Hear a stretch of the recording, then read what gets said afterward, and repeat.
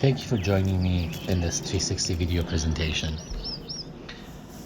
If you are in the VR environment, please look at your right or scroll or move your screen to the right. Hi, this is me. I'm Moisen. I'm a PhD candidate at University College Dublin with Smarts Lab, Ireland. Or better yet, we are sitting on the Spanish beach in Vancouver, BC. Just a note, the image of me that you are seeing will not be moving, talking, or doing anything, except occasionally looking around, maybe waving my hand. But I'll be sitting here with you, looking at the beautiful nature and enjoying a great weather.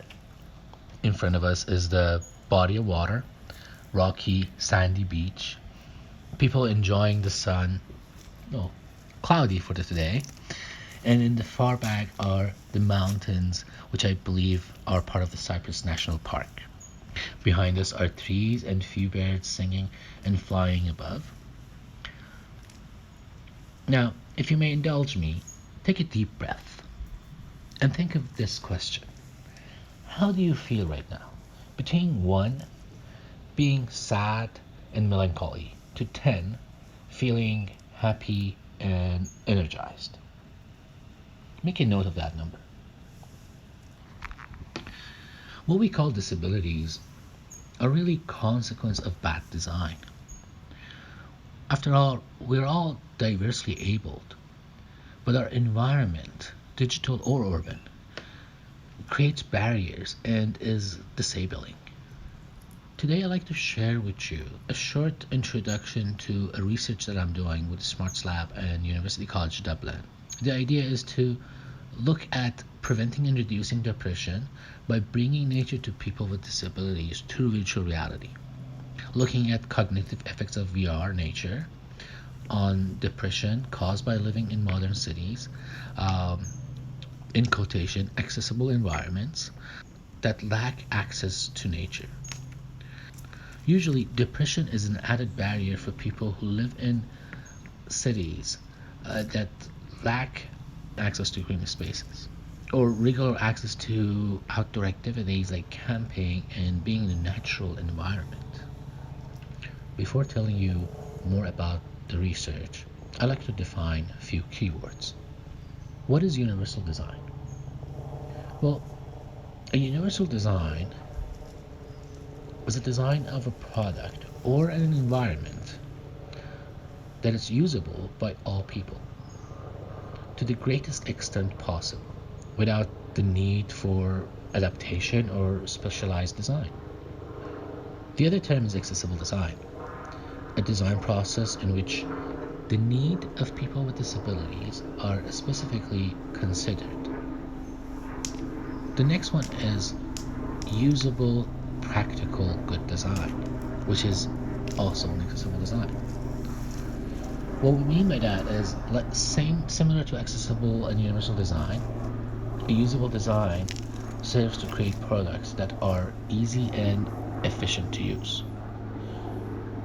How does this become a practical and good design? Or, as we like to call it, again, an accessible design.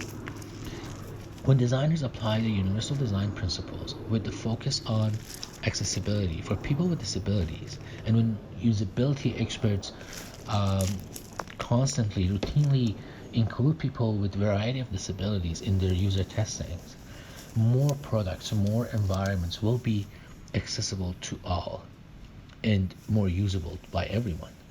Last but not least, what is inclusive design? It is all of the above. It's a design that considers the full range of human diversity with respect to abilities, language, culture, sexual orientation, age, and other forms of human differences. Remember the quotation at the beginning? Our environment creates disabilities, or our bad design of an environment. We're creating a new world, a virtual world, or as my advisor's son, Lucas, calls it, the real world and the other world. Making VR accessible, it's a topic of its own, and it needs extensive amount of time and research to focus on it. But just to give you a quick idea of what we are dealing with, what are the immediate barriers, is that from the beginning, using a VR headset by itself, it's not accessible. It's not fully accessible to everyone, financially or physically. The VR environment that we are creating right now, they have a long way to go. Yes, we do have the XR accessibility user requirements from W3C, which is great. We have other organizations and researchers who are working on similar guidelines, but we need to make sure the new world, the virtual world, the other world we are creating is accessible to all, and it's welcoming. After all, can we make a utopia with no entrance, no access? Last thing on the hardware and the software of accessibility in VR is that we need to have the data, the proper questions before thinking of solutions for VR accessibility. For sure, it's a journey that we must include all the abilities in order to create a welcoming utopia. If not, if our utopia is not welcoming to all, I think we are failing at the first step. As part of the research before COVID-19, it's an unstructured ethnographic method, a mix of in-lab and at-home data collection and monitoring techniques. We have divided our participants in 3 groups. Group 1 comes to the lab once a week and uses VR goggles to experience a 10 to 15 minute walking and rolling, teleporting in a 3D illustrated nature, and will be monitored during this time. We're also collaborating with EEG and fMRI labs. Group 2 will receive a set of VR goggles that can be used at their comfort of their home, their safe space, 3 times a week for, again, 10 to 15 minutes each time. Both groups will answer a set of questions about their mental health and level of depression before and after each VR experience. And our group 3 will physically go to nature once a week and answer the same set of questions. The reason we chose VR experience, or this 3D illustrated experience, is that in the recent years, we have used VR to help and treat mental health. For example, post-traumatic stress disorders, phobias, alcoholism, and depression.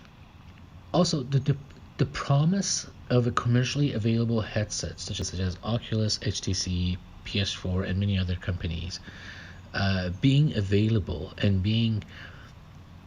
becoming fixtures in the consulting room and in our own homes, it's a big drive. COVID-19 and self-isolation has definitely had effect on this.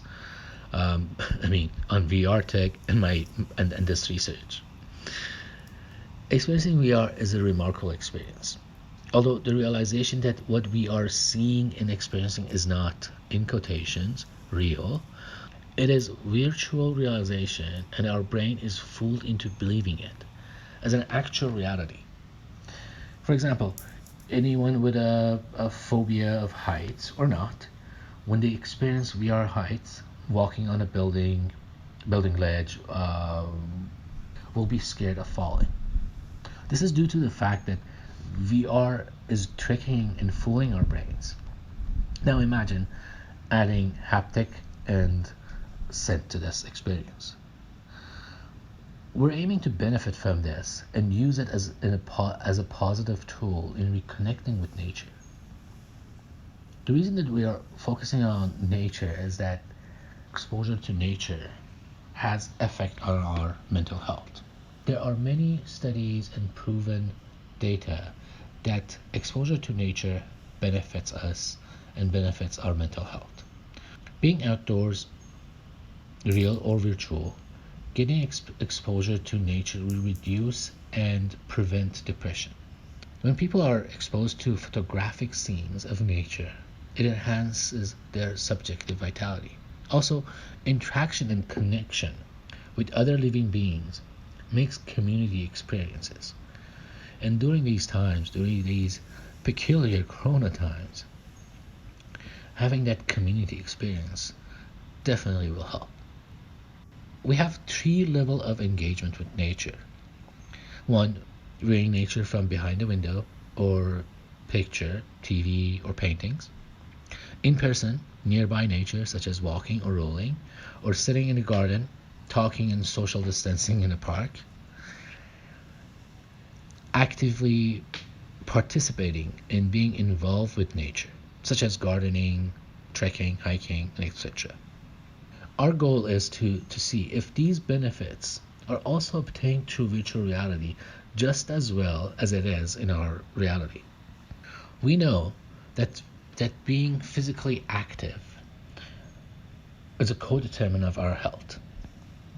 Unfortunately, in the past few decades, our physical activities has reduced, and this has severe health consequences for us.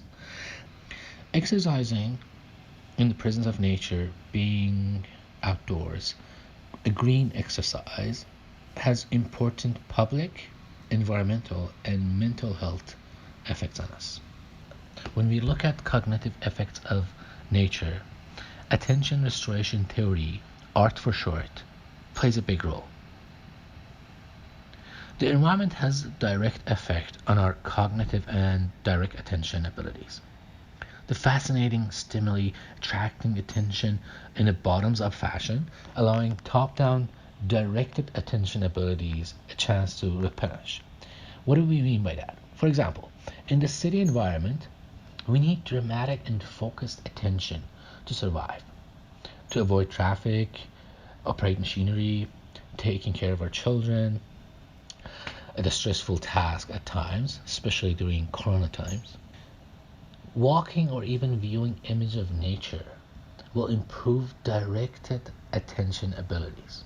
I will not get into this in more detail, but if you are interested, please do look up The Cognitive Benefits of Interacting with Nature by Mark G. Behrman, John List, Stefan Kaplan. As part of the contribution of the research, we're providing supportive data that 3D created nature can help with reduced depression, especially in person with disabilities, living in an accessible city. Measuring the effectiveness of integration and effects on improving quality of life to make sure immersive VR nature will be adequate substitute to physically experiencing nature in person, a model workable and operational solution for enabling individuals to enjoy the elements, feel, and the trail of a nature in their everyday lives at the comfort of their home or in their own safe space. We talked about accessibility and accessible nature to all.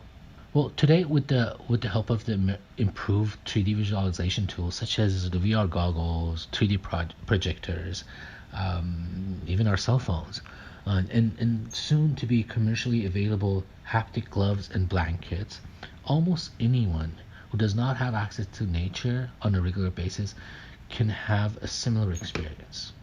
And this would help us improve our mental well-being and to avoid or reduce depression from staying indoors or in the city due to environmental barriers. Now, when we talk about environmental barriers, COVID-19, it's a great example how an environment creates barriers for us. I hope you enjoyed this really short talk or just enjoyed looking at the beautiful Spanish beach. Please take another deep breath and ask yourself, how do I feel right now? Between 1, melancholy, and 10, feeling happy and energized. I'll leave you with this last quotation from my friend Spirit. Governments, corporations, policymakers, and designers do not make the world accessible. People, we make it accessible. Let's make our world and the other world welcoming to all.